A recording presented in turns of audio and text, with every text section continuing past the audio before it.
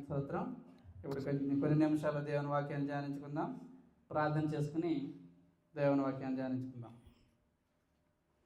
మహాపరిశుద్ధులను మహాగణుడైన మా ప్రియపరులకు తండ్రి, మీ ఘనమైన శ్రేష్టమైన అమూల్యమైన నామానికి స్తుతులు స్తోత్రాలు కృతజ్ఞతలు చెల్లించుకున్నాం.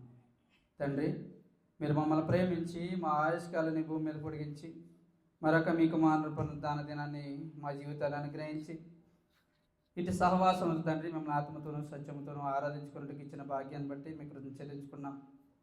మీ మనసు అయిన గ్రంథం నుంచి తండ్రి మీరు మా పట్ల ఏ విధమైన ఆలోచన కలిగి ఉన్నారో, ఏ విధమైన ప్రణాళిక కలిగి ఉన్నారో ఈ క్షణంలో మేము ధ్యానించుండగా తండ్రి సమయోచితమైన జ్ఞానాన్ని నాకు అనుగ్రహించండి. ఉపదేశించుండగా మీ పిల్లలు వినగల చెవి గ్రహించే మనసును వారికి అనుగ్రహించి మేమందరము కూడా మీరు ఏ విధమైన ఆలోచన కలిగి ఉన్నారో ఉన్నదన్నట్టుగా మేము నేర్చుకుంటూ ఈ భూమి మీద మిమ్మల్ని మహింపరిచి ఈ భూమిని విడిచేలోగా మీరు నా లోకాన్ని సంపాదించుకునే జ్ఞానాన్ని మాలో ప్రతి ఒక్కరికి అనుగ్రహించమని, సమస్తం ద్వారా మీరు ఘనత మహింపొందమని మా కొరకు త్వరగా రాన్న మా ప్రభువును ప్రియకుమారుడైన యేసుక్రీస్తు నామములో ప్రార్థన మనవులు అడిగేస్తున్న తండ్రి, ఆమేన్. ఈ దినాన్ని మనం నేర్చుకోబోతున్న అంశము మనుషుడు తనను తాను ఎలా మోసపరుచుకుంటాడు. అంటే ఈ భూమి మీద మన సమాజంలో శ్వాస నిశ్వాసాలు కలిగి సమాజంలో బ్రతుకుతున్నప్పుడు ఎంతోమంది ద్వారా మోసపోతూ ఉంటాం, అవునే కదా. ఎన్నో విషయాల్లో మోసపోతూ ఉంటాం, ఎన్నో విషయాల్లో మనం నష్టపోయాము, వారి వల్ల మేము మోసపోయాము. ఒక వీసా విషయంలో అవ్వచ్చు, ఒక జీవనోపాధి విషయంలో అవ్వచ్చు, లేకపోతే ఇంకొకరు ఏదైనా చేస్తానని చెప్పి మాట ఇచ్చి దాన్ని మనకు చేయకపోతే ఏమంటాం, మనం మోసపోయాము, మోసగాడు, మోసం చేశారు, వాళ్ళ దగ్గరికి మీరు వెళ్ళదు, వాళ్ళతో మీరు మాట్లాడద్దు అని జీవితాంతకాలం దాన్ని ఏం చేస్తాం, తలుచుకుంటూనే ఉంటాం. అలాగే ఎవరైనా వారితో మళ్ళీ మాట్లాడతానన్నా కూడా వాళ్ళతో మీరు మాట్లాడొద్దు, వాళ్ళు చేసేది సరిగ్గా చేయరు, వాళ్ళు మోసం చేస్తారని. కానీ ఎదుటివాడి ద్వారా మోసపోయామంటే ఓకే, సమాజంలో జరుగుతున్నవి అన్నీ కామన్. కానీ మనకి మనం మోసం చేసుకుంటున్నాం, మనకి మనం మోసం చేసుకుని మనల్ని మనం నష్టంలో కూర్చేసుకుంటున్నామంట. వాక్యం చెప్తుంది, దేవుడు చెప్తున్నాడు, మనకు మనం నష్టంలో కూర్చేసుకుని మనకు మనం మోసం చేసుకుంటున్నామంటే అంతగా అజ్ఞానుడు ఎవడో లేడు, అవునా కదా. మనకు మనం మోసం ఎలా పరుచుకుంటాం, మనకు మనం ఎలా మోసపరుచుకుని మనం నష్టంలో కూర్చుకుని ఆఖరికి రిజల్ట్ ఎలా ఉంటుందంటే అయ్యో అనే పరిస్థితి ఉంటుంది. చాలాసార్లు చెప్పాను కదా, అయ్యో అనే పదం ఎప్పుడు వాడతాం, అంతా కోల్పోయిన తర్వాత అయ్యో వాడతాం, అవునా కదా. ఏదైనా భార్య భర్తను కోల్పోతే అయ్యో, ఏదైనా నష్టం కలిగిపోయి కుమారులను పోగొట్టుకుంటే అయ్యో నా జీవితంలో ఇక తిరిగి అట్లని పొందుకోలేనని.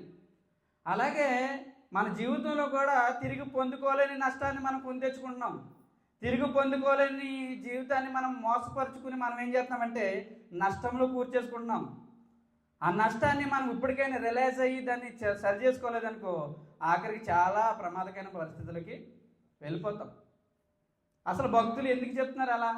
భక్తులు మోసపరచుకోవద్దు, మీరు మోసపరచుకోవద్దు, మోసపోకుడి, దుష్ట సాంగత్యం మంచి నడవడి చెప్తుందని లాస్ట్ వీక్ మనం చెప్పుకున్నాం, అవునా కదా. సాంగత్యమే మనల్ని ఏం చేస్తుంది, పాడు చేస్తుందని చెప్పుకున్నాం. కానీ మనకు మనమే మోసపోతున్నామంట, మనకు మనమే నష్టపరుచుకుంటామంట. ఎలాగో చూద్దాం ఒకసారి. అపోస్తులైన పౌలు గలతీయులకు రాసిన పత్రిక, అపోస్తులైన పౌలు గలతీయులకు రాసిన పత్రిక 6వ అధ్యాయము 3వ వచనం కాడి నుంచి చూద్దాం. పేజీ నెంబర్ ఎంత? 170. బైబిల్ అందరి దగ్గర ఉన్నాయా? వచ్చారా? బాగా ఎక్కువ చదువుతుంటే పేపర్లు కూడా ఏం చేస్తాయంటే రఫ్ అవుతూ ఉంటే తొందరగా తీయడానికి ఉంటుంది. లేదనుకుంటే ఒక పేపర్ తీయబోయి 4 పేపర్లు వస్తూ ఉంటాయి. అది చదవలేని వాళ్ళు బైబిల్, అది బైబిల్ చదువుతున్న వాళ్ళకి ఏం చేస్తుంటే రఫ్గా ఉంటుంది, ఇలాగా ప్రతి పేజీ వస్తుంది అన్నమాట. ఎందుకంటే మేము ప్రింటింగ్ ప్రెస్లో పనిచేస్తున్నాం కూడా మాకు తెలుసు పేపర్ని ఎలా చేయాలి ఏంటని. ఇక్కడ మనల్ని మనం నష్టపరుచుకున్నాం, మనం మోసంలో కూర్చుకుంటున్నామని భక్తుడు తెలియజేస్తున్నాడు. ఎలాగో ఈ దినాన్ని నేర్చుకుందాం. ఒకవేళ అలాంటి నష్టాల్లో కూర్చుకుపోతుంటే మనం ఈ దినాన్ని రిలైజ్ అవుతాం అందులోంచి. ఒకసారి చూద్దాం. 6వ అధ్యాయము 3వ వచనం, గలతీయులకు రాసిన పత్రిక 6వ అధ్యాయము 3వ వచనం. ఎవడైనను వట్టివాడై ఉండి ఎవడైనను అంటే ఎవడైనా అంటే ఎవడైనను అంటే అందరూ వచ్చేస్తారా ఏంటి? దేవుని కోసం ఎవరైతే గ్రంథాన్ని చేత పట్టుకుని ఉన్నారో, ఎవరైతే క్రీస్తుని ధరించి క్రైస్తవులని పిలువబడుతున్నారో వాళ్ళు. బయటోడి గురించి గ్రంథం చెప్పదు ఎప్పుడుని. మనల్ని సరి చేసుకోమని చెప్తుంది. ముందు మనల్ని సరి చేసుకుంటే మనం ఏం చేస్తాం? బయటోడిని సరి చేస్తాం. బయటోడి గురించి గ్రంథం చెప్పదు. ఎప్పటికప్పుడు మీరు జాగ్రత్తగా ఉండండి అని చెప్తా ఉండి అనేక మందిని జాగ్రత్తగా ఉంచండి అంటారు. చూద్దాం. ఎవడైనను అంటే ఏ క్రైస్తవుడైనను అని రాసుకోండి అక్కడ. పర్లేదు, బైబిల్ ఎన్నిసార్లు రాసుకున్నా పర్లేదు, ఇంకో బైబిల్ కొనుక్కోవచ్చు. గీతలు ఎట్టేసుకున్నారు బైబిల్, వీళ్ళేంటి ఎలా ఉంచుకున్నారని పరిశుద్ధంగా ఉంచి జిప్పెట్టయితే సెట్ అవ్వదు. ఇక్కడ చదవాలి. మంచి మంచి వర్డ్స్ ఏం చేయాలంటే అండర్లైన్ చేసుకోవాలి. అండర్లైన్ చేసుకోవడం వల్ల ఏమవుతుంది? మనకు కావాల్సినప్పుడు దాన్ని చదవగలుగుతాం, చూడగలుగుతాం. అవునా? అండర్లైన్ చేసుకోరు. మళ్ళీ ఏమంటారు? ఎవరైనా బైబిల్ గీతలు పెట్టారనుకో, వీళ్ళు గీతలు పెట్టేసుకుని ఇలాగ ఏంటి బైబిల్ వీళ్ళు చిరిగిపోయింది అంటారు. అలా కాదు. బైబిల్ ఎన్ని బైబిల్ అయినా కొనుక్కోవచ్చు. నా దగ్గర 4-5 బైబిల్ ఉన్నాయి, నేను చదివియ్యా. గొప్పగా కాదు, ఎక్కడికక్కడ మన బైబిల్ ఉండాలి, చదువుతూ ఉండాలి. చదువుతూ ఉంటే మనకి ఏమవుతుందంటే విషయాలు తెలుస్తూ ఉంటాయి. ఎవడైనను ఏ క్రైస్తవుడైనను రాసుకోండి. ఏ క్రైస్తవుడైనను వట్టివాడై ఉండి అంటే, వట్టివాడంటే వట్టివాడంటే క్రైస్తవులు, పేరుకి క్రైస్తవులే కానీ వాడి దగ్గర మ్యాటర్ లేదు. వట్టివాడంటే ఎంటీ. అవునా? ఫోన్లో ఇంకా మనం కొత్త ఫోన్ కొన్నామనుకో, దాంట్లో ఏ సిమ్ కార్డు వేయలేదు, లేకపోతే ఏ మొబైల్ కాంటాక్ట్స్ చేయలేదు అనుకో, దాన్ని ఏమంటారు? ఎంటీనా? అంటే ఎంటీ గార్డ్ అని. ఎందుకంటే ఇక్కడ గార్డ్ అని పలుకుతాడు కాబట్టి నేను గార్డ్ అంటున్నాను. ఎవడైనను వట్టివాడైంది ఎంటీ, అందులోకి ఏం డౌన్లోడ్ చేయలే. ఏమి డౌన్లోడ్ చేయకుండా ఏమన్నాడు? తాను ఎన్నికైన వాడనని ఎంచుకొని ఎడల. తాను ఎన్నికైన వాడనని దేనికి? పాలిటిక్స్కి అనుకుంటారా? రాజకీయ ఎన్నికలు అనుకుంటారా? చెప్పండి. మీకే ఇది అంతా ప్రతి వర్డ్స్లో మీకు ప్రశ్నే ఉంటుంది. నేను చెప్పేది అలా ఉంటుంది. నేను చదువుతాను కాబట్టి అలాగా. అంటే ఏ క్రైస్తవుడైనను ఎంటీగాడయ్యండి, వట్టివాడై ఉండి ఏమీ లేదు వాడి దగ్గర. ఓ ప్రార్థన జీవితం లేదు, ఒక వాక్యం చదవడం లేదు, ఒక సహవాసం లేదు, ఒకరి దగ్గరికి వెళ్ళి ఒక మీటింగ్లో అటెండ్ అవ్వడం లేదు, లేదా ఏదైనా దైవ సంబంధమైన కార్యక్రమాల్లో పాలు పంపులు లేనే లేవు. అలాంటి వాడంట నేను ఎన్నికైన వాడనని. దేనికి? నేను ఎన్నికైన వాడనని. క్రైస్తవుడిగా ఎన్నికైన అయిపోయాను, పరలోకానికి కూడా నాకు సీటు దొరికేసింది అనుకున్నాడంట. ఎక్కడికి? పరలోకానికి. మనకందరికి దొరికేసా కదా. మరి దొరికాయా? దొరికాయన్నారు చేతులట్టుంది. అందరూ చదువుతున్నారు బైబిల్. ఇక్కడ ఏమన్నాడంటే నేను ఎన్నికైపోయాను, తాను ఎన్నికైన వాడనని ఎంచుకొని నీడల తన్ను తానే మోసపరచుకొనును. ఎవరిని మోసపరుచుకుంటున్నాము? ఎవరు? నేను ఎన్నికైపోయాను, నా దగ్గర ఏ మ్యాటర్ అక్కర్లేదు. ఎందుకంటే ఎవరు అడిగేవారు లేదు కదా.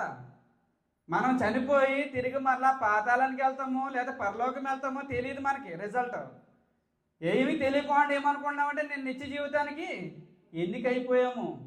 ఎలా ఎన్నికైపోయామో, ఎలాగ ఉన్నదో మన జీవితాలు ముందుకు చూద్దాం. అక్కడ ఎవడైనను ఏ క్రైస్తవుడైనను తన దగ్గర ఏ విషయాలు లేకుండా, ఆత్మ సంబంధమైన విషయాలు, దేవుని సంబంధమైన విషయాలు లేకుండా తాను ఎన్నికైన వాడనని ఎంచుకుని ఎడల. ఎవరికారు ఎంచేసుకుంటున్నారంట? నాకు నేనేం చేస్తున్నాను? పరిశుద్ధుడిని. నాకు నేనేం చేస్తున్నానంటే ఎన్నికైన వాడిని. నాకు నేనేమనుకున్నానంటే నిత్య జీవితానికి వారసుడిని. నేను చనిపోయానంటే నిత్య జీవితం వెళ్ళిపోతానని నాకు నేను ఎంచుకుని ఏం చేస్తానంటే ఎంచుకుని ఎడల తన్ను తాను మోసపరుచుకుంటున్నాడు. ఎలా మోసపరుచుకుంటున్నాడు? ఎలా మోసపరుచుకుంటున్నాడు ఒకసారి చూద్దాం. ప్రతి వాడును చూద్దాం. అక్కడ యాకోబు రాసిన పత్రిక అద్దంలో తన సహజ ముఖం చూసుకుని వాక్యపట్నం చదివాం కదా, చదవండి. 1వ అధ్యాయము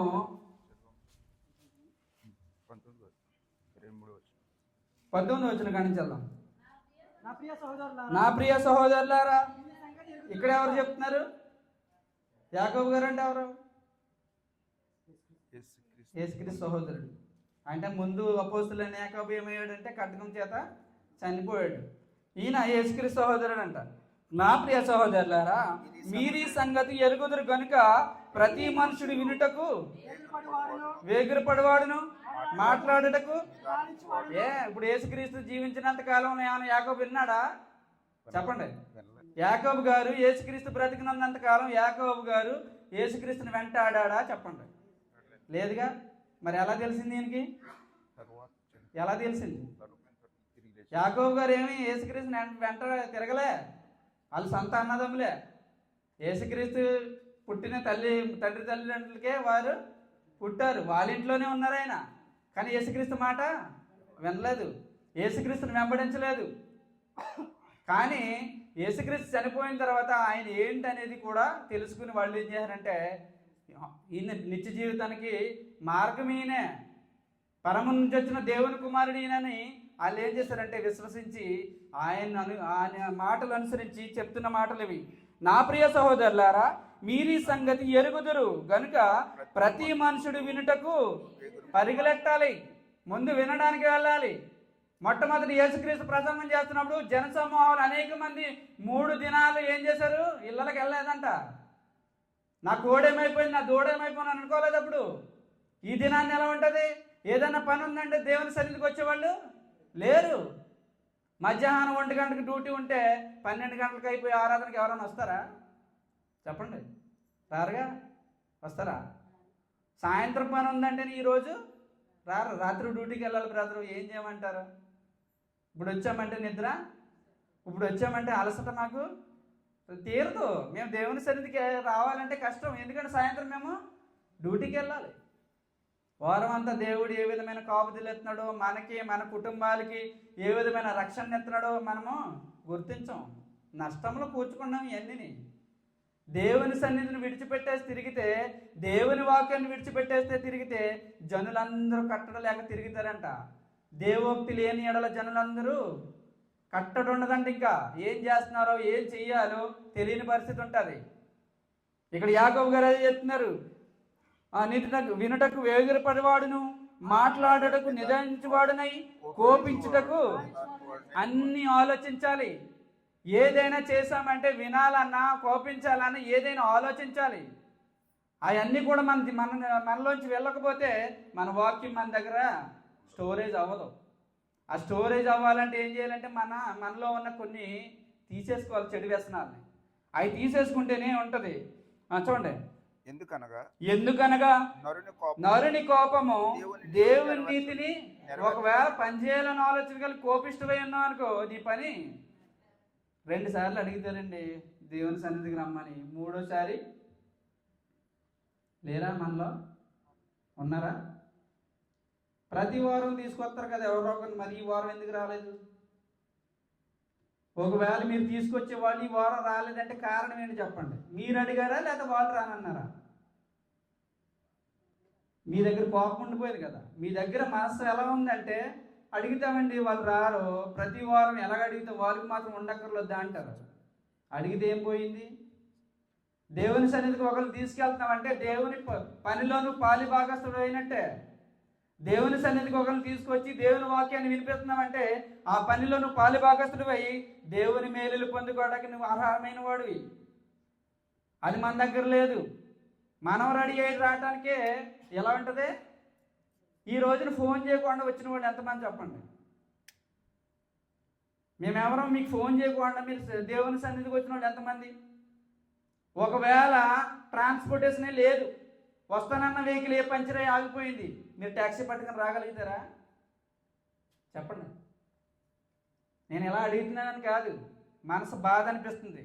ఎంతకాలం మనుషుల్ని ఇలాగా మనం నీటి వరకు తీసుకెళ్ళి నీళ్ళు తాగని దాన్ని గెట్టినా కూడా అది తాగదంట. దాని పేరు కూడా మీకు తెలుసు కదా, చెప్పట్లేదు నేను. ఎందుకంటే దేవుని వాక్యాన్ని నేర్చుకోవడానికి దేవ సంబంధమైన విషయాల్లో పొందకపోతే మనం ఇలా అంటాం, ఎంటీ గాడ్లాగా. స్టోరేజ్ అవ్వదు మనకి, జీరో. ఎప్పటికప్పుడు ఇలా ఎంటీ గాడే ఉంటే ఆఖరికి మనకి రిజల్ట్ ఏమీ లేదు. నువ్వు ఎలా పాస్ అవుతావు నిత్య జీవితానికి? చూద్దాం అక్కడ.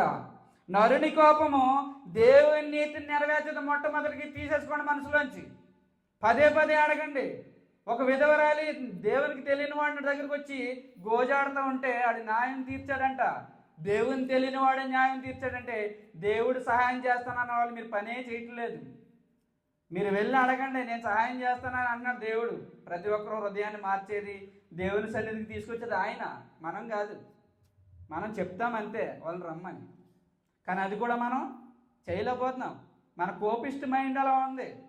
మనం ఒకరిని అడిగామంటే రెండోసారి అడగం. ఒక వారం వచ్చి రెండో వారం మారేసారంటే మూడో వారం మనం వాళ్ళని అడగం. అది తీసేసుకోవాలని చెప్తున్నాడు. ఎందుకనగా నరుని కోపము దేవుని నీతిని నెరవేర్చదు, మొట్టమొదటిగా తీసేసుకోవాలి. అందుచేత సమస్త కల్మషమును విర్రవేయుచున్న దుష్టత్వమును మాని క్రైస్తవుడు అయిన తర్వాత ఇవన్నీ ఏంటి? ఇంకా ఇవన్నీ ఎలా వస్తున్నాయి మనలోకి? క్రైస్తవుడిగా పిలువబడుతున్న వాడు ఇవన్నింటిని స్టోరేజ్ చేసుకుంటే మన దగ్గర దేవుని వాక్యం ఎలా ఉంటుంది? ఉంటుందా? అందరికి అర్థమవుతుందా? లేదంటే అలాగే సైలెంట్గా ఉన్నారా? తెలుగే కదా చెప్తుంటా, వేరే లాంగ్వేజ్ ఏం చెప్పట్లేదు. ఎందుకంటే మీరు అలర్ట్ అవ్వాలని. మీరు అందరూ కూడా దేవుని వాక్యం తెలుసుకుంటే, ఆ రుచి తెలుసుకుంటే పరుగులెడతారు. ఆ రుచి తెలుసుకుని ఆ దేవుని యొక్క మేలులు తెలుసుకుంటే మీరు పరుగులెడతారు, ఆశీర్వాదం పొందుకుంటారు, ఆశీర్వాదానికి వారసులు అవుతారు. అది చాలా సంతోషము. నిత్య జీవితాన్ని కూడా సంపాదించుకుంటారు. ఈ జీవితం ఏం శాశ్వతం కాదండి. మనం ఇంట్లో ఉన్న రోజు గడిచిపోతుంది, డ్యూటీకి వెళ్ళిన రోజు గడిచిపోతుంది. అవును కదా? చెప్పండి. మనం ఏదో అనుకుంటాం, ఈ రోజు గడిచిందని అనుకుంటాం, కానీ రోజు నువ్వు ఎక్కడున్నా గడుస్తుంది. చూద్దాం కిందకి. నరుని కోపం దేవుని నెరవేర్చదు, అందుచేత సమస్త కల్మషమును విర్రవీగుచున్న దుష్టత్వమును మాని లోపల నాటబడి మీ ఆత్మలను రక్షించుటకు శక్తి గల వాక్యమును లోపల నాటబడి. ఎక్కడ నాటబడాలి? ఏంటి? వాక్యము. ఆల్రెడీ ఆత్మ మనలో ఉంది కాబట్టి ఆత్మకు కావలసిన ఎరువు వేయాలి. ఆ వాక్యం అనే దాన్ని వేస్తేనే కానీ ఏమవుతుంది? ఆత్మ చలనం కలిగి ఉండదు, ఫలించదు. ఏదో మనం బ్రతికాము, చలనం కలిగి ఉన్నాం, తిరుగుతున్నాము, వెళ్ళాము, వచ్చాము, దుబాయ్లో 2 సంవత్సరాలు ఉన్నాం, మళ్ళీ 2 సంవత్సరాల తర్వాత 2 నెలలు. అసలు మేము ఆత్మ సంబంధమైన జీవితాన్ని బేస్మెంట్ వేసుకోవాల్సింది ఇక్కడే. ఇంటికి వెళ్తే ఏముండదు? ఉంటుందా? చెప్పండి. ఇంటికి వెళ్తే ఏముండదు? ఎవడో కూడా వచ్చి ఆదివారం ఉంటాయని పెళ్ళి ఉంది రండి అంటాడు, లేకపోతే ఇంకో కార్యక్రమం ఉంది అంటాడు. ఆ సన్నిధికి కూడా వెళ్ళే పరిస్థితి ఉండదు. పోనీ అక్కడికి వెళ్తే ఏమైనా ఉంటుందా? దుబాయ్ నుంచి వచ్చామంటే అప్పటికి ఏ స్వీట్ ఆటోట్టుకుని వెళ్ళిపోయి కూర్చుని ఆ చేత నెత్తి మీద ఎట్టి ప్రార్థన చేయించుకుని వచ్చేయడం తప్ప ఏముండదు మన దగ్గర. అక్కడ ఉంటుందా? లేకపోతే 100 రూపాయలు 1000 రూపాయలు కానుక ఇవ్వాలి. ఈ ఏమి దేవుడికి అవసరం లేదు. దేవుడు ఏం కోరుకుంటాడంటే మీరు ఫలించాలి. మీలోన అన్న ఆత్మకి ఏం చేయాలంటే శక్తిగల వాక్యమును లోపల నాటబడి మీ ఆత్మలను రక్షించుటకు శక్తిగల వాక్యమును సాత్వికముతో. సాత్వికం అంటే ఏంటి? శాంతమైన మనసుతో. కోపం సాత్వికం అంటే శాంతియుతంగా ఉంటాడని అనుకోవద్దు. మోసే పేరేంటి? సాత్వికుడు. అవునా? మోసే ఎన్నిసార్లు కోపపడ్డాడు ఇశ్రాయేలు మీద? కోపపడ్డాడు లేదా? అందరి మీద కోపపడ్డాడు. అంటే సమయ సందర్భాన్ని బట్టి కోపపడాలి, సమయ సందర్భాన్ని బట్టి సాత్వికం కూడా, సహనం కూడా ఉండాలి. సాత్వికం అంటే అది, దాంట్లో అంత మీనింగ్ ఉంటుంది. సాత్వికం అంటే పర్లేదు, నేను సాత్వికుడు ఎప్పుడు కూడా సైలెంట్గా ఉంటాడని అనుకోవద్దు. కానీ సమయ సందర్భాన్ని బట్టి రగిలిపోవాలి. వాక్యం చదివితే నేను కూడా బ్రతకాలని అనుకుంటున్నాను. నాకంటే ముందు బ్రతికిన వాళ్ళందరూ కూడా నాలాంటి మనుషులే కదా, ఒక తల్లిదండ్రికి పుట్టిన వాళ్ళే కదా. వాళ్ళు బ్రతికినప్పుడు నేను బ్రతకలేనా? నాకున్న స్పెసిలిటీ కూడా వాళ్ళకి లేవు, ముందున్న వాళ్ళకి లేవు. మనకున్నట్టు మంచి బట్ట, తిండి అన్నీ ఉన్నాయి, మంచి ఇల్లు వాకులు, మంచి జీవనోపాధులు కూడా ఉన్నాయి. ముందున్న వాళ్ళకి అవి లేవు. ఉన్నాయా? లేవు. అయినా కూడా ఎలా బతికారు మరి వాళ్ళు? మనం ఏంటంటే చిన్న చిన్న వాటి కోసం ఆలోచించి ఏం చేస్తామంటే మన జీవితాలను పాడు చేసుకుంటాం. అలా పాడు చేసుకోకూడదు. ఇది శాశ్వతం కాదు, ఇది క్షయమైనది, దీంట్లో జీవం లేదని అక్షయమైన వాక్యం కోసం ప్రయాసపడాలి. అక్షయమైన వాక్యము ఇందులోనూ ఉంది, జీవము, నిత్య జీవితం. చూద్దాం కిందకి. సాత్వికంతో అంగీకరించడి మీరు. ఎవరు? ఎంటీగా ఉన్నవాళ్ళు ఎవరైతే ఉన్నారు చూడండి. ఎవడైనాను క్రైస్తవుడై ఉండి ఎంటీగా ఉండిపోతున్నారు కదా, స్టోరేజ్ లేదు. ఏమనుందా? ఫర్ ఎగ్జాంపుల్ ఎవరైనా పిలిచి ప్రార్థన చేయండి అన్నాం అనుకో, అయిపోయి నాకు ముందు చెప్పలేదండి. ఏమో ఎవరైనా పాట పాడాలి లేదా ఇంకేమైనా చెప్పాలని అన్నాం అనుకో, నాకు ముందు చెప్పచ్చు కదండి. ఎందుకు చెప్పాలి? కొత్తగా వచ్చావని చెప్పాలా ఏంటి? ఎన్ని సంవత్సరాలు కావాలండి మనం ఆ ప్రార్థన చేయడానికి, ఆ వాక్యం చదవడానికి? ఎన్ని సంవత్సరాలు కావాలి? పోనీ ఇన్ని సంవత్సరాలు అని చెప్పండి, అన్ని సంవత్సరాల తర్వాత అడుగుతాం. పోనీ అదేమన్నా ఉందా? పోనీ కాల వ్యవధి ఎంత ఉంది? కాల వ్యవధి అప్పుడు చెప్పండి, మేము అప్పుడు అడుగుతామని అంటే ఓకే, అప్పుడే అడుగుతాం. చూద్దాం కిందకి. మీరు ఎవరైతే ఖాళీ హృదయంతో ఉన్నారో, ఎవరైతే ఎంటీగా ఉన్నారో వాళ్ళంట వినువారు మాత్రమై ఉండి మిమ్మును మీరు అక్కడేం చేస్తున్నారు? ఎన్నికైన వాడనని నేను మోసపుచ్చుకుంటున్నాను కదా. ఆ ఎన్నికైన వాడు ఏం చేయాలంటే ముందు వాక్యాన్ని నేర్చుకోవాలి, వాక్యాన్ని వినాలి, దాని ప్రకారం బ్రతకాలని. చూడండి, మీరు వినువారు మాత్రమై ఉండి మిమ్ముని మీరు మోసపుచ్చుకొనకుండా వాక్యం ప్రకారం ప్రవర్తిన వారిని ఎన్ని చెప్పట్లేదు ఇక్కడ. వాక్యం ప్రకారం ప్రవర్తించాలంటే ఏం చేయాలి? వినాలి. వాక్య ప్రకారం కాని వాటిని ఏం చేయాలి? విడిచిపెట్టాలి. వాక్య ప్రకారం కాని వాటిని విడిచిపెట్టడం వల్ల ఏం చేస్తామంటే వాక్య ప్రకారం బ్రతకడానికి అవకాశం ఉంటుంది. అవునా? వాక్య ప్రకారం కాని వాటిని విడిచిపెట్టాలి. ఇది దైవ చిత్తానుసారం కాదు, ఇది దేవుని సంబంధి కాదు, ఇది దేవుని ఆలోచన కాదు, మనం చేస్తున్న పని దేవుని ఆలోచన కాదని నీకు ఎప్పుడైతే అనిపిస్తుందో దాన్ని విడిచిపెట్టేస్తే అప్పుడు నీ దగ్గర వాక్యం స్టోరేజ్ అవుతుంది, దేవుని మాటలు స్టోరేజ్ అవుతాయి. ఎన్ని విషయాలు చెప్పట్లేదు, ప్రతి వారం ఎన్నో విషయాలు చెప్తున్నాను. మనమే దేవునిగా మందిరంగా మారాలని గత 2-3 వారాల క్రితం కూడా చెప్పాను. అవునా? గత వారంలో కూడా నిరీక్షణకు ఆధారంగా మనం ఉండాలన్నాం. కానీ అది కూడా మన దగ్గర చనిపోతే ఎక్కడికి వెళ్దాం కూడా మనకి తెలీదు. ఒకవేళ వాక్యమే విన్నవాళ్ళైతే ఈ వారం 2 వారాల కాలంలో ఏం చేశారు? మీరు ఏం చేశారు? ఎంతమందిని నడిపించగలిగారు? నేను బ్రతుకుతాను, నేను దేవునికి బ్రతికి నిత్య జీవితాన్ని సంపాదించుకుంటానంటే నా మార్గంలోకి ఏం చేస్తాం? ఇంకొకరిని నేను వెళ్తున్న దాంట్లోకి వాళ్ళు కూడా తెలియజేయడానికి ప్రయత్నం చేస్తాం. ఆ ప్రయత్నాలు మన దగ్గర ఉండవు. మీరు విలువారు మాత్రమై ఉండి మిమ్మల్ని మీరు మోసపుచ్చుకొనకుండా వాక్యం ప్రకారం ఎవరంట వినేసి వెళ్ళిపోతున్నారంట. ప్రతి వారం వినేసి వెళ్ళిపోతున్నారంట. వీళ్ళు కూడా ఎలా తీసుకురావాలి? మళ్ళీని ఫోన్ చేయాలి, మెసేజ్ పెట్టాలి, ఒకరోజు ముందు అడగాలి. ఇవన్నీ చేసుకుంటూ వస్తేనే ఇక్కడికి వస్తారు. ఇక్కడికి వచ్చిన తర్వాత ఏం చేస్తారు? ఇప్పుడు మళ్ళీ విన్నదాన్ని వినువారు మాత్రంగానే ఉండి తిరిగి మరలా అంటే ఇంకెంత చెప్పినా అంతేనంట. అలాగే చెప్తూ ఉండాలి, అలాగే తీసుకొస్తూ ఉండాలి, అలాగే ఫోన్లు చేస్తూ ఉండాలి, అదే రీతిగా దేవుని సన్నిధిని నడిపిస్తూ ఉంటే ఆఖరికి ఏమవుతుంది? దేవుని ఇంటి వద్ద ఏమవుతుందంట? తీర్పు ఆరంభం అయిపోతుందంట. నువ్వు క్రైస్తవుడని చెప్పుకున్నప్పుడు నీ దగ్గరే తీర్పు ఆరంభం అయిపోతుందంట. ఎవడికో భక్తిహీనుడికి తీర్చవలసిన తీర్పు నీ దగ్గరికి వస్తుందంట. తీర్పు నీ యొద్ద నుండి తీర్పు ప్రారంభం అవుతుంది. భక్తిహీనుడి దగ్గర ప్రారంభం వచ్చిన తీర్పు ఏమవుతుందంటే క్రైస్తవుడి దగ్గర నుంచి ప్రారంభం అవుతుందంట. ఎంటీగా ఉండిపోతే, దేనికి పనికి రాకుండా ఉండిపోతే. చూద్దాం కిందకి. అందుకే వినువారు మాత్రమే ఉండి మిమ్మల్ని మీరు మోసపుచ్చుకొనకుండా వాక్యం ప్రకారం వాక్యం ఏదైతే చెప్తుందో అలాగే ప్రవర్తించండి. అలాగే ప్రవర్తించకపోతే ప్రవర్తించు వారినై ఉండి ఎవడైనను వాక్యం వినువాడై ఉండి దాని ప్రకారం ప్రవర్తింపని వాడైతే వాడు అద్దంలో తన సహజ ముఖమును చూసుకుని మనిషిని పోలి ఉన్నాడు. చూసుకుంటాం, ఇప్పటికి చూసుకుని వచ్చాం కదా, వెళ్ళి మళ్ళీ వదలకి వస్తే ఎలా ఉన్నామో ఏంటో. చాలామంది ఫోన్లోనే చూసుకుంటుంటారు.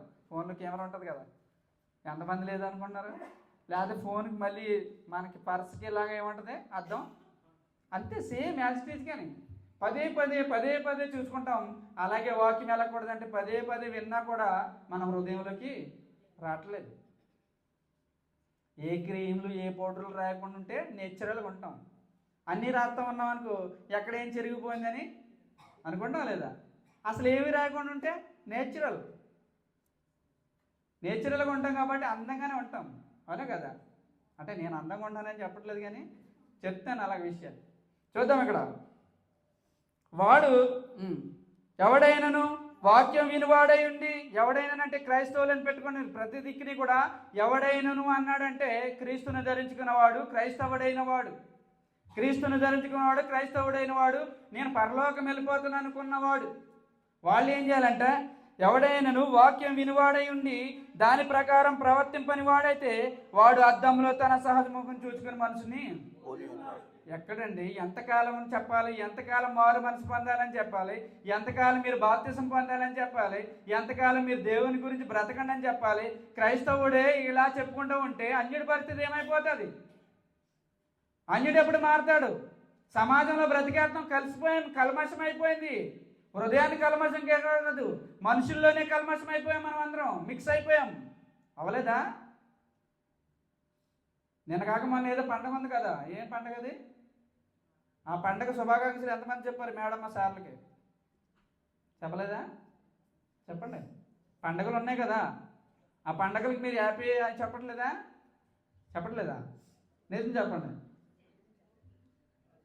సారు మేడము ఏదైనా పండగ చేసుకున్నాడు, ఏం పండుగ? ఇప్పుడు దసరా కదా, దసరా శుభాకాంక్షలు చెప్పట్లేదు మీరు ఎవరని? చెప్పకపోతే పర్లేదు, దేవుని స్తోత్రం.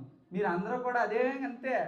ఎందుకంటే సార్ మేడం పండుగ అంటే హ్యాపీ దసరా సార్ అంటామా లేదా? అంతే. ఇంకా ఎందుకంటే మనం కల్మషం అయిపోయాం, కలిసిపోయాం అందరిలో. దేవుని సన్నిధికి వస్తే సెపరేట్, కానీ 4 గోడలమైన సెపరేట్గా ఉండి మనం దేవుని పిల్లలుగా అనుకుంటే సెట్ అవ్వదు. ఎక్కడున్నా కూడా పర్ఫెక్ట్గా ఉండాలి. అలాంటప్పుడు మన వాక్యం మనలో నాటబడుతుంది.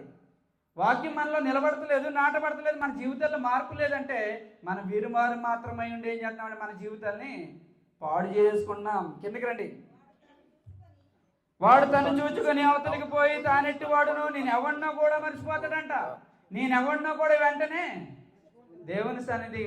ఇక ఈ రూమ్ నుంచి బయటకు వెళ్ళిన తర్వాత మీ మాటలు, మీ ప్రవర్తన ఎలా ఉంటుందో ఒకసారి ఆలోచించారా? ఏం మాట్లాడుకున్నారో తెలుసా? వాడు విని అవతలకి వెళ్ళిపోయి ఏం చేస్తున్నాడు? మర్చిపోతున్నాడు. తానెట్టివాడు వాడు తను చూచుకొని వాడు మర్చిపోను కదా, తాను అవతలకి పోయి తానెట్టివాడు వెంటనే మర్చిపోను కదా. వాడు ఏం చేస్తున్నాడంటే తన అవతలకి పోయి అంట ఏం చేస్తున్నాడు? దేవుని సన్నిధిలో ఉన్నంతసేపు భక్తి పరుడు, నాకు అన్నీ తెలుసు, నేను దేవుని సంబంధిని, నేను మాత్రమే పరలోకం వెళ్తాను అనుకోవటం. బయటికి వెళ్ళిన తర్వాత మనోళ్ళలోనే, బయట వదిలేయండి, మనోళ్ళలోనే ఎంత అపవిత్రమైన మాటలు, అపవిత్రమైన ఆలోచనలు, ఎంత అపవిత్రంగా మాట్లాడే పరిస్థితి, ఇవన్నీ ఉంటే ఎలా ఉంటుంది అంటే తాను ఎట్టి వాడున్న ఏం చేస్తున్నాడంట? వెంటనే మర్చిపోతున్నాడంట అవతలికి వెళ్ళి. చదవండి.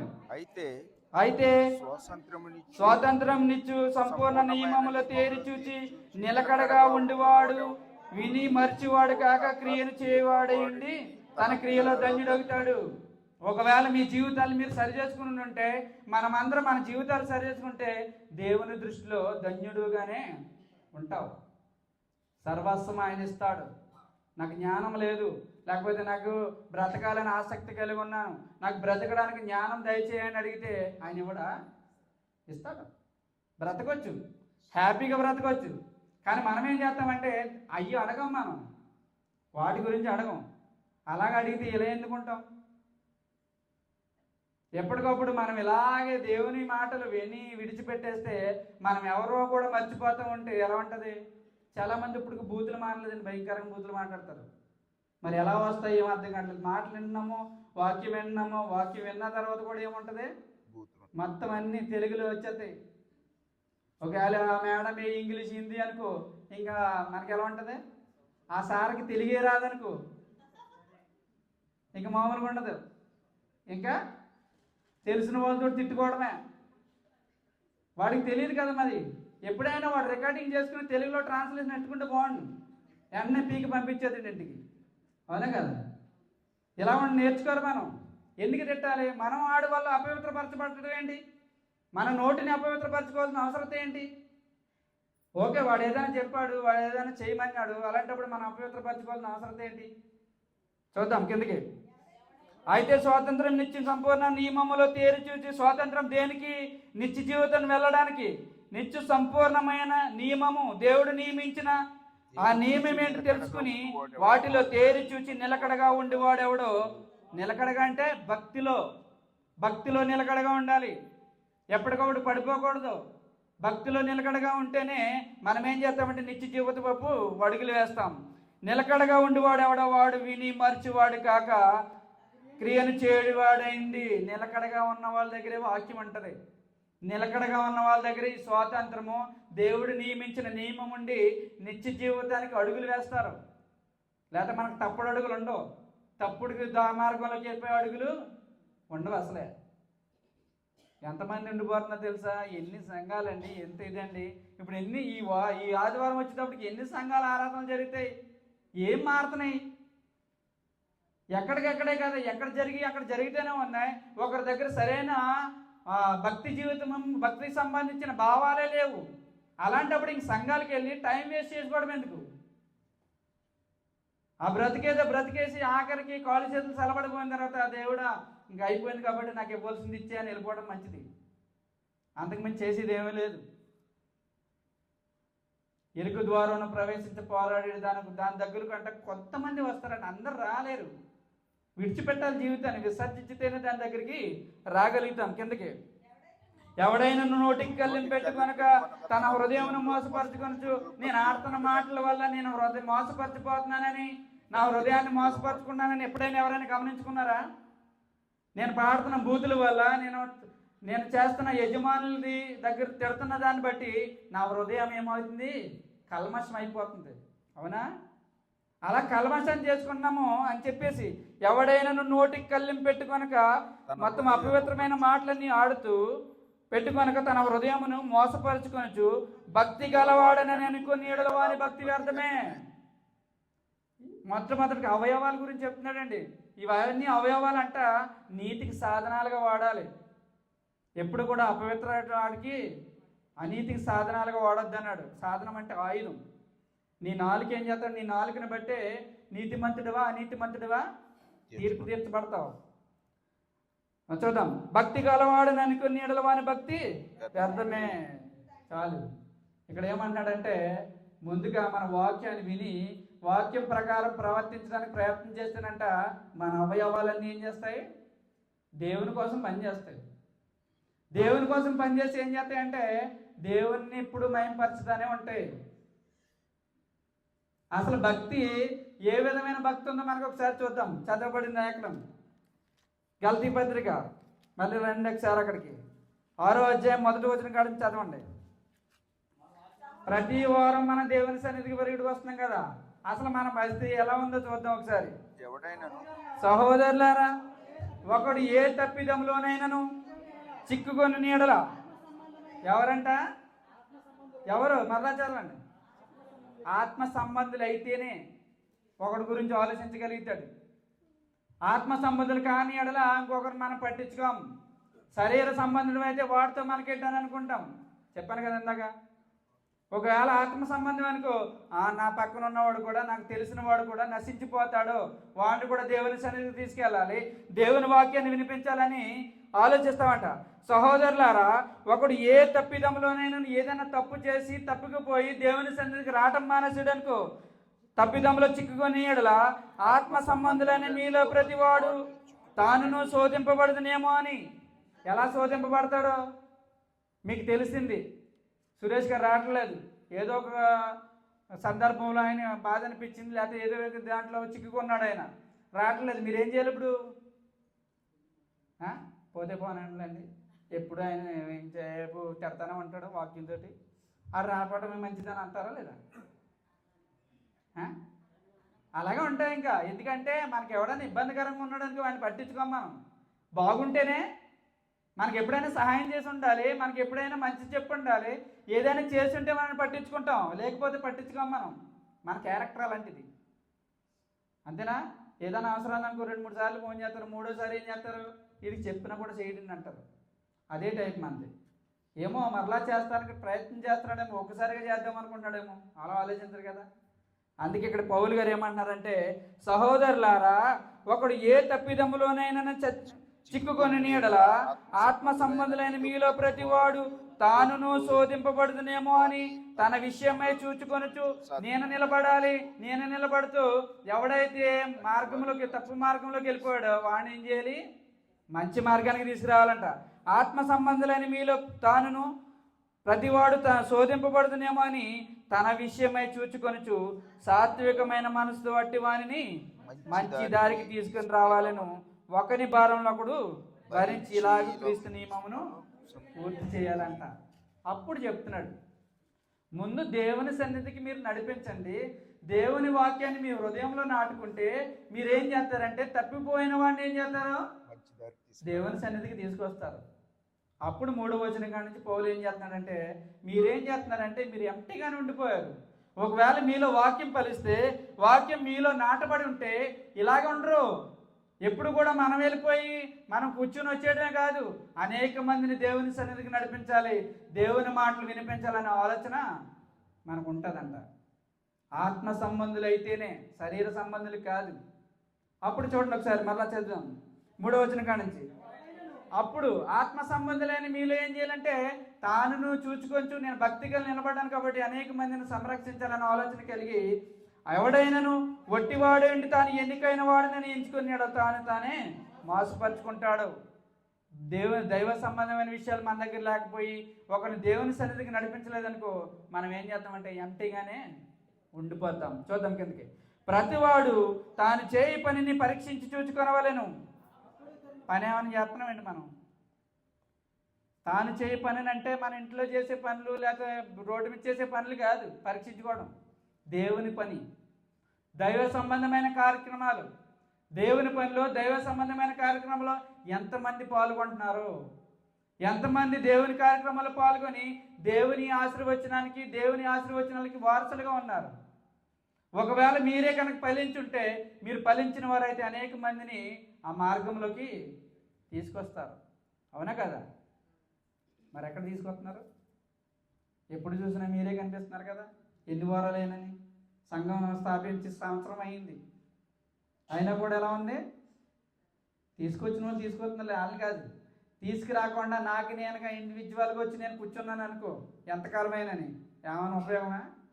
తీసి అవతలేస్తాడంతే దేవుడు ఏదో రోజుని. ఉపయోగం లేదు. ఏ అవయవం కొట్టేసింది అనుకో మంచం మీద అడి ఇంకక్కడ ఉండిపోతాం హాస్పిటల్లోనే జీవితం. చూద్దాం. ప్రతివాడు తాను చేయి పనిని పరీక్షించి చూచుకొనవలెను. అప్పుడు ఇతరుని బట్టి కాక తనను బట్టి అతనికి. ఎవరిని ఇతరుని బట్టి అంట? వారం వెళ్ళిపోతున్నారండి, వారం వెళ్ళిపోతున్నారు చక్కగా రెడీ అయ్యి, కానీ ఎవరిని రమ్మని అడగడు, ఎవరితో పక్కతోటి మాట్లాడు. ప్రతిరోజు బ్యాగ్ తగిలించుకుని వెళ్ళిపోతున్నాడు కార్యక్రమాలు అంటని. పక్కోడితోటి లేరా? మన చుట్టూ లేరా? మీ చుట్టూ అంజులు లేరా? మీ చుట్టూ దేవుని ఎరగని వారు లేరా? మీ రూమ్స్లో కానీ పనిచేసే దగ్గర కానీ దేవుని ఎరగని వారు లేరా? ఎవరికైనా చెప్పారా? పని అంటే ఏంటనుకుంటున్నారు? దేవుని మాటలు విన్నట్టుగా మీరు నాటుకోవాలి హృదయంలో, అనేక మందికి తెలియజేయాలి. అందుకే ఆయన మరణ సమాధి పునరుద్ధానాలు ప్రకటించే వారుగా ఉండాలన్నాడు. బలలో పళ్ళు పొందేస్తున్నాం, అన్నట్లో చేతులెట్టేస్తున్నాం, కానీ ఒకరిని దేవుని సన్నిధికి నడిపించడం మనకు తెలియదు, మనకు రాదు. ఎందుకంటే నేర్చుకోలేదు కదా మనం ఎప్పుడని. ఏ సినిమాకో అయితే సినిమాలకి వెళ్ళి కూడా బోలు మంది ఉన్నారండి ఇందులోని, లేరనుకుంటున్నారా? రిలీజ్ అయిందంటే చాలు ఎక్కడ ఉంటారో ఏంటి? దుబాయ్లో కూడా సినిమా హాల్లో చూడమా? నాకు ఆశ్చర్యం వేస్తుంది. ఇంటికాడ అనుకుంటే పోనీ ఖాళీగా ఉన్నారా అయిపోయిందని అనుకోవచ్చు. దుబాయ్లో కూడా సినిమా హాల్కి వెళ్ళే టైం ఉందంటే, రాత్రుల కాడ వెళ్ళే టైం ఉందంటే ఎంత భక్తి భావాలు కలిగి ఉన్నారో ఆశ్చర్యపోతున్నాను నేను. మరి సినిమాలో చూసి ఏమి నేర్చుకుంటారో తెలియదు. అదే ఏదైనా ఒక రాత్రి ఏదైనా మీటింగ్ ఉందని వెళ్దామంటే వస్తారా?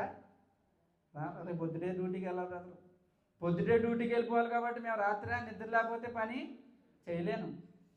అందుకేమంటాడంటే పౌలు, ప్రతివాడు అంట తాను చేయి పనిని అంటే మీరు పని చేస్తుంటేనే పరిశీలించుకోండి. ఆ పని చేయడానికి కారకులు ఎలా అవుతారంటే హృదయంలో వాక్యాన్ని నాటుకోవాలి, హృదయంలో దైవ సంబంధమైన భావాలు ఉండాలి. దేవుని వాక్యాన్ని నాటుకుంటేనే ఇతరులను రక్షించగలుగుతాం, ఇతరుల గురించి ఆలోచించగలుగుతాం. తాను చేయి పనిని పరీక్షించి చూసుకొనవలెను. అప్పుడు ఇతరుని బట్టి కాక తనను బట్టియే. అంటే పరీక్షించి చూసుకోవడానికి మన దగ్గర ఏమైనా ఉంటే చూసుకోగలుగుతాం. ఎంటీగా ఉండిపోయేవానికి ఏమీ చూసుకోలేము. పరిశీలించుకుంటామా? మన దగ్గర ఏమైనా ఉంటే చూసుకోగలుగుతాం. ఎప్పటికప్పుడు మనం వెళ్ళటమే ఇబ్బందికరం అయితే ఇంకొకటి ఎక్కడ తీసుకొస్తాం? మన దగ్గర ఏమీ లేదు పరీక్షించుకోవటానికి. మిగతా అన్నీ ఉన్నాయి, ఎందుకంటే అన్ని పనులు ఎక్స్పీరియన్స్ అయిపోయాం మనం, దేవుని పనిలో తప్ప. దేవుని పనిలో మనకి ఎక్స్పీరియన్స్ లేదు, మిగతా పని అన్నట్లో ఎక్స్పీరియన్స్ ఉంది. అందుకే పరీక్షించుకోమన్నాడు. అప్పుడు ఇతరుని బట్టి కాక తనను బట్టి అతనికి అతిశయము గర్వం కలుగుతుందంట. చక్కగానే నేను దేవుని పని చేస్తున్నాను, దైవ సంబంధించి కాబట్టి దేవుని పనిలో నేను ఉన్నాను కాబట్టి ఆనందం కలుగుతుందంట, ఆ సంతోషం కలుగుతుంది. ఇంతమందిని నేను నడిపించగలుగుతున్నాను, ఇంతమందికి నేను వాక్యం వినిపించగలుగుతున్నాను, ఇంతమంది నేను పాలి భాగస్తుడైన పనిలో, దేవుని పనిలో నేను ఇంత పాలి భాగస్తులో ఉన్నాను కాబట్టి దేవుడే నా సమస్తాన్ని నాకు కావాల్సిన వాటిని చూసుకుంటాడని ఎప్పుడు కూడా హ్యాపీనెస్తో ఉంటాం అనమాట. వారం అంతా మేము ఎలా ఉంటాం తెలుసా? ఈరోజు ఏంటి, నెక్స్ట్ ఏంటి, నెక్స్ట్ ఏంటి, సాయంత్రం ఏంటి, ఉదయం ఏంటి, ఎన్ని క్లాసులు జరిగితే తెలుసా మీకు?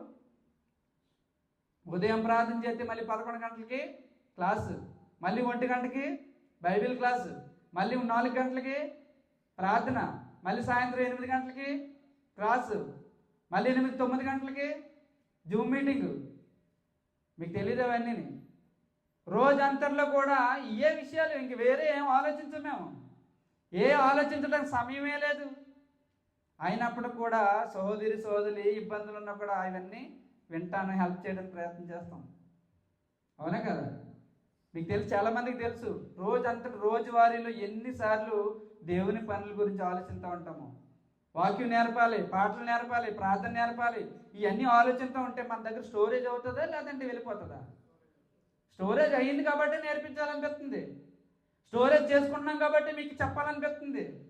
స్టోరేజ్ లేకపోతే మేము ఏం చేస్తాం? నాకెందుకులేండి, నేను కూడా వచ్చి వెనకాల కూర్చొని వెళ్ళిపోతాను అంతే. అవునా? నేర్చుకోమని ఎందుకు చెప్తాం? అందుకే తను చేసే పనిని బట్టి మనం పరీక్షించుకుంటే మనకి ఆనందం కలుగుతుంది. అయ్యో ఇంతమందికి వాక్యం నేర్పగలుగుతున్నాం. ఎవరైనా ఏదైనా ఇబ్బంది అనుకో, మీకు అక్కడ ఉంటారు రంగారావు గారు అజమానులు ఉంటారు, రామకృష్ణ గారు వాక్యం పిక్కి పెట్టగానే ఆయన చదివేసి వెంటనే పెట్టేస్తారు రాత్రి 12 గంటలకైనా. ఆయనకి అది కరెక్ట్గా చదవడం లేదని చెప్పాలి. మళ్ళీ బ్రదర్ అయితే ఒకసారి చూడండి, నేను కరెక్ట్గా చదివాను లేదో నాకు చెప్పండి అంటాడు. ఆ టైంలో ఏం చెప్పగలుగుతాం? అయినా కూడా చెప్పాలి, లేదంటే పొద్దుటి వరకు ఆయన 100 వాట్సాప్ కాల్ చేస్తాడు. అంటే ఎందుకు చెప్తున్నానంటే ఆ ఓర్పు సహనం మనం నేర్పుతూ ఉంటుంది. సహోదరులారు మన ఓర్పు సహనం నేర్పుతుంది. ఆ వాక్యము దృఢపడటానికి, బేస్మెంట్ అవ్వడానికి ఏం చేస్తారంటే వీళ్ళందరూ కూడా సపోర్ట్. మనకి ఏమీ తెలియదు రాదు, నాకు తెలియదండి, మీరు కావాలంటే చదువుకోండి అంటే ఏం అనలేడు ఆయన. అందుకే చెప్తున్నాడు, ప్రతివాడు ఇతరుని బట్టి కాక తనను బట్టి అతిశయం అతిశయం కలుగును. ప్రతివాడు తన బరువు తానే భరించుకొనవలను కదా. ఒకవేళ మీరు ఎంటీగా ఉండిపోతే ఆఖరికి చాలా బరువు మోయవలసిన పరిస్థితి ఉంది. నిత్య జీవిత అడుగులు ఉండవు, నిత్య నరకానికి వెళ్ళిపోయి చాలా ఇబ్బందికరమైన పరిస్థితి ఉంటుంది. ప్రభు చిత్తమైతే ఒకసారి నరకం గురించి కూడా చెప్తానులే, అక్కడ ఎలా ఉంటుందో, ఎంత భయంకరమైన పరిస్థితులు ఉంటామో మనకు అర్థం కావట్లేదు. హ్యాపీగా ఉన్నామండి, ఇప్పుడు ఏసీలో ఉన్నాం కాబట్టి మనకు అక్కడ ఆహారం దొరుకుతుంది, అన్నీ ఉన్నాయి. ఇలాంటి టైంలోనే మీరు దేవుని గురించి తెలుసుకోకపోతే ఇంకెప్పుడు తెలుసుకుంటారు? ఇంకెప్పుడు తెలుసుకుని నిత్య జీవితం అడుగులు వేస్తారు? మనం మారు మనసే లేదు. బాప్తిజం గురించి చెప్తే దాని గురించి అవగాహన లేదు, నేర్చుకోవాలని. కానీ ఒకవేళ దాన్ని నేర్చుకోకపోతే మనం ఏమైపోతామని కానీ ఆలోచన మన దగ్గర లేదు. క్రైస్తవుడు అని పేరు పెట్టుకున్నాం అంతే. ఎవడైనా నువ్వు ఒట్టివాడై ఉంటే వాడు ఏం చేస్తున్నాడంటే తనను తాను మోసపరిచేసుకుని ఏం చేస్తాడంటే నష్టంలో. అంటే మనం ఎలా మోసపరుచుకుంటాం? ఇప్పుడు మనుషుడు తనను తాను ఎలా మోసపరుచుకుంటాడో వాక్యం విని విడిచిపెట్టేస్తే మోసపరుచుకుంటాడు. దేవుని మాట వినబడుతుందంటే అది నాటుకోకపోతే మోసపరిచిపోతాం. దేవుని దైవ సంబంధమైన కార్యక్రమాలకు పిలుపు వస్తుందంటే వాటిలో పాల్గొమ్మలు పొందకపోతే మోసపరిచిపోతాం. మోసపోయి ఏం చేస్తామంటే నిత్య నరకానికి వెళ్ళిపోయే పరిస్థితి. మనకేం సరైన జీవితం లేదు తర్వాత. అర్థమవుతుందా? అందుకే కాదా పౌలు అంటున్నాడు, ఎంటీగా ఉండొద్దు, స్టోరేజ్ చేసుకోండి, వాక్యాన్ని స్టోరేజ్ చేసుకోండి. చెప్పబడుతున్న మాటలన్నీ కూడా స్టోరేజ్ చేసుకుంటే మనం ఇది చేయకూడదు, ఇలా ఉండకూడదని మనం ఆలోచించడానికి ప్రయత్నం చేస్తాం. కాబట్టి మీరందరూ కూడా మనుషుడు తనను తాను ఎలా మోసపరుచుకుంటాడంటే వాక్యం వినివాడుగానే ఉంటే వాడి దగ్గర ఏది మార్పులు ఉండవు, ఏమి మార్పులు ఉండవు, ఇలాగే ఉంటుంది జీవితం. మళ్ళీ ఏమంటాం మనం, రొటీన్లో అయిపోయింది, ఉదయం లేస్తాం, డ్యూటీకి వెళ్తాం, వస్తాం, అదే తింటున్నాం, అదే తాగుతున్నాం అంటాం, అన్నా కదా. రొటీన్ లైఫ్ అంట. ఈ రొటీన్ లైఫ్ డిఫరెంట్గా థింక్ చెయ్యి, వేరే విధంగా ఆలోచించడానికి ప్రయత్నం చేయి. నేను దేవుని కోసం బ్రతకాలి, దేవుడు ఉన్నాడు, దేవునికి నాకు సంబంధించిన రిలేషన్ ఏంటి, మేమిద్దరం ఎలా ఉన్నాం, ఆయనకి నాకు సంబంధం ఏంటి, సంబంధాన్ని నేను ఏ విధంగా దృఢపరచుకున్నానా లేకపోతే మనం నష్టపరచుకున్నానని ఆలోచించాలిగా. అది రొటీన్ లైఫ్ కాదు, డిఫరెంట్గా ఆలోచించడానికి ప్రయత్నించారు. ఏదో వెళ్ళాము, వచ్చాము, తిన్నాం, తాగాం, తిరిగాము, 2 సంవత్సరాలు అయిపోయింది, 30 కేజీలు లగేజ్ కట్టుకున్నాం, ఇంటికి వెళ్ళిపోయాము. ఇది కాదు జీవితం, అంతేనా కదా. 2 సంవత్సరాలు చుట్టం చూపుకి వెళ్తున్నాం, మళ్ళీ అక్కడ ఏదో ఉన్నది ఖర్చు పెట్టుకుని వస్తాం, అంతే అయిపోతాయి. సంవత్సరాలు గడిచిపోతాయి. ఎన్ని సంవత్సరాలు గడిచిపోయినా ఆఖరికి ఏం చేస్తామంటే ఈ గ్రంథాన్ని చదివే పరిస్థితి కూడా మన దగ్గరే ఉండదు. అవయవాలు దెబ్బతినేస్తాయి. కళ్ళుకి 2 కళ్ళు వస్తాయి, కాళ్ళకి ఇంకొక కాలు వస్తుంది. అవయవాలు పనిచేసినంతసేపు మీరు ఏం చేయాలంటే దేవుని వాక్యాన్ని ధ్యానించాలి, దేవుని మాటలు ధ్యానించాలి. ఒకవేళ అవయవాలు పనిచేయడం మానేసి అంటే తన పనితీరును తగ్గించాయంటే మీరు చదవడానికి కూడా అవకాశం లేదు. చదువుతారా? వాక్యాన్ని చదివే టైంలో చదవకపోతే తర్వాత ఏం చేయాలి? కళ్ళజోడేసుకుని చదువుతారేంటి? చదవలేరు. ఎక్కువ చదివితే మళ్ళీ తలపోటు వచ్చేస్తుంది. అర్థమవుతుందా? నేను ఎందుకు ఇంత ఆవేదనగా చెప్తానంటే అందరూ చదవాలి, అందరూ దేవుని గురించి తెలుసుకోవాలి, దేవునిలో ఫలించాలి, దైవ సంబంధమైన కార్యక్రమాల్లో ఉండాలి. అలా ఉంటేనే నిత్య జీవితం. లేదంటే ఎంటీగానే ఉండిపోతాం. ఎంటీగానే ఉండిపోయి ఏం చేస్తామంటే మనం మోసపరుచుకుని నిత్య జీవితానికి మానేసి నిత్య నరకానికి వెళ్ళిపోయే పరిస్థితిలో మనం ఉన్నాం. కాబట్టి మనుషుడు తనను తాను ఎలా మోసపరుచుకుంటాడంటే విన్న మాటలు విడిచిపెట్టేస్తే మోసపరుచుకుంటాం. దేవుని సన్నిధికి వస్తే మన జీవితాన్ని మార్చుకోకపోతే మోసపోతూ ఉంటాం. మనుషుల ద్వారా మోసపోయిన వదిలేయండి, దేవుడు మనకి ఏదో విధంగా రిలై చేస్తాడు అందులో వచ్చి. కానీ మనల్ని మోసపరుచుకుంటే అంతకంటే దారుణమైన పరిస్థితి, దౌర్భాగ్యమైన జీవితం ఇంకోటి ఉండదు. కాబట్టి విన్న మాటలు బట్టి మీరందరూ కూడా దేవుని కోసం ఫలించాలని ఈ మాటల్లో నేను హెచ్చరించుకుంటూ మిమ్మల్ని హెచ్చరిస్తూ శ్రద్ధగా అని మీకు అందరూ ప్రత్యేకంగా తెలియజేసుకుంటూ ప్రార్థన చేసుకుని ముగించుకుందాం.